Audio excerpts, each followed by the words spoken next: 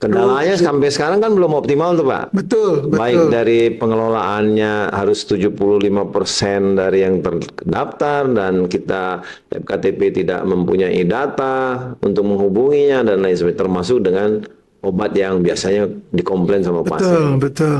Gimana Pak? Nah, rujuk balik itu memang kendala terbesar saat ini memang obat di program JKN. Jadi karena gini, obat itu memang tidak dikelola oleh BPJS Ya, Kesehatan. Obat itu kan ketentuannya berdasarkan Fornas ya. Nah, Fornas itu disusun oleh pemerintah. Kadang memang saya nggak tahu, sering kosong juga tuh. Ini sudah sering kita sampaikan juga kepada Kementerian Kesehatan terkait sama kendala obat ini. Nah, memang gini, kenapa sih sebenarnya tujuan rujuk balik itu seperti apa? Karena rumah sakit itu kan punya ya, keterbatasan tadi. Kalau tidak diatur, maka rumah sakit akan penuh terus. Kalau rumah sakit penuh terus, nanti tentunya akan berdampak pada penurunan mutu untuk pelayanan.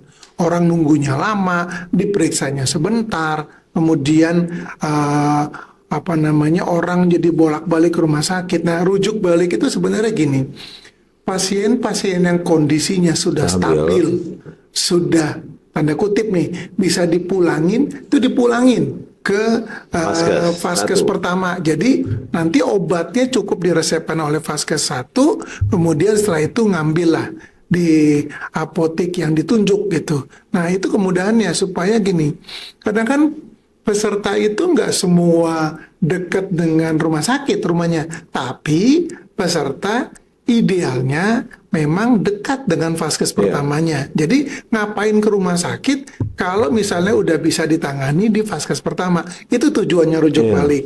Kendala memang masih ada di obat. Obat itu memang untuk itu adalah kami memang memperbanyak apotek-apotek rujuk balik. Kemarin ini tahun ini kita udah menambah 4 Apotek apotek rujuk rujuk Bang. balik gitu ya, supaya mereka bisa kami bisa memperluas layanan-layanan pada peserta karena gini, Kabupaten Bogor ini kan luas banget gitu dan penduduknya terbesar se Indonesia. Oleh karena itu memang tantangannya adalah kami mesti menyiapkan itu. Kalau merujuk balik maka apotek-apotek apa penyandang itu juga harus disiapkan gitu ya.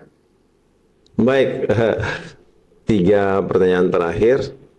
Kira-kira pesan Bapak agar masyarakat memanfaatkan BPJS secara optimal dan juga pesan buat mitra Paskes kita agar tetap patuh pada regulasi, tidak melakukan fraud dan juga tetap bisa berkembang dengan baik.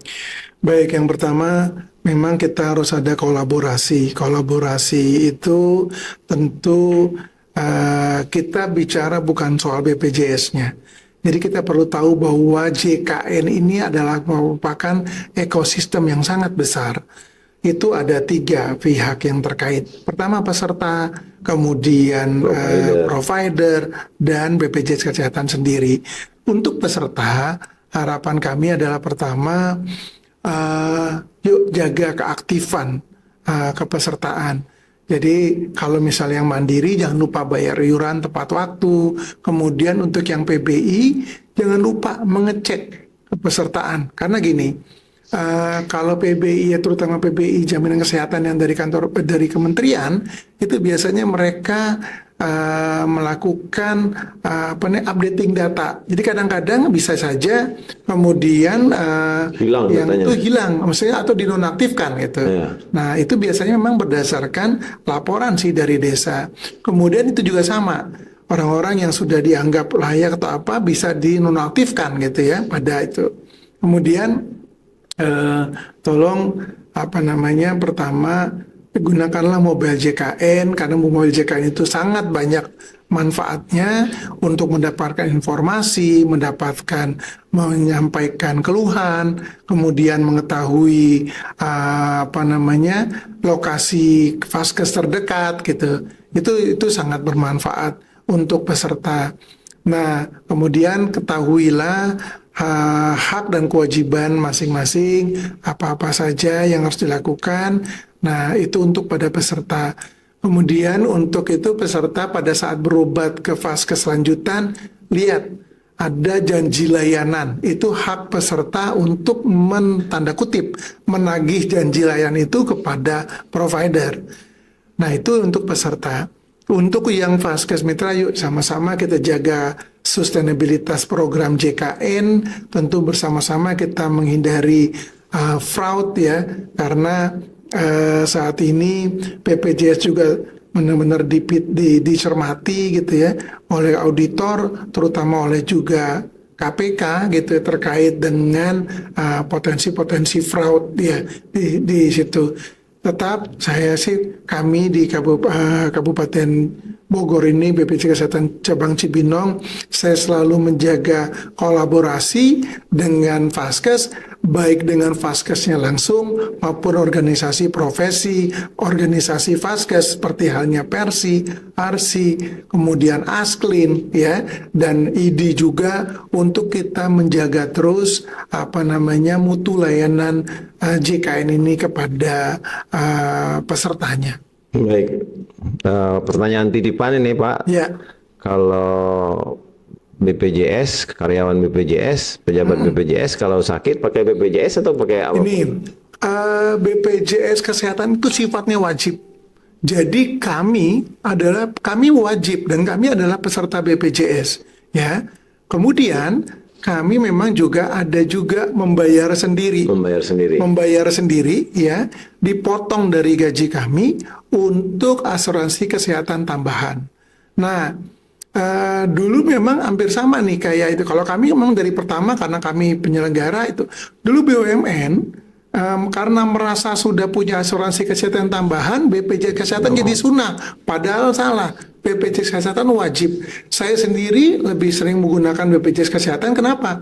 Karena saya ingin tahu sebenarnya gimana sih pelayanan kesehatan, dan kalau lihat sarananya seperti apa. Misalnya saya datang ternyata dokternya belum datang, saya sering tuh ke pemilik kliniknya, dok, ini belum datang nih dokternya, dok, ini kok kotor ya, gitu, tolong dibenahi, dok, ini saya lihat nih bocor toiletnya segala macam. Itu saya sampaikan.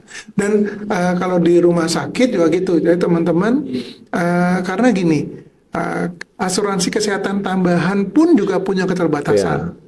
Dia justru dengan tarif lebih mahal, justru BPJS Kesehatan lebih banyak yang menanggung. Yeah. Mana ada asuransi kesehatan tambahan yang menanggung HD misalnya, atau penyakit-penyakit berbiaya tinggi. Jadi sekali lagi, kami adalah peserta BPJS Kesehatan, kami juga menggunakan BPJS Kesehatan, gitu ya. Dan siapa lagi sih yang bisa menghidupi BPJS Kesehatan selain dari karyawan BPJS Kesehatan. Terima kasih, Dok.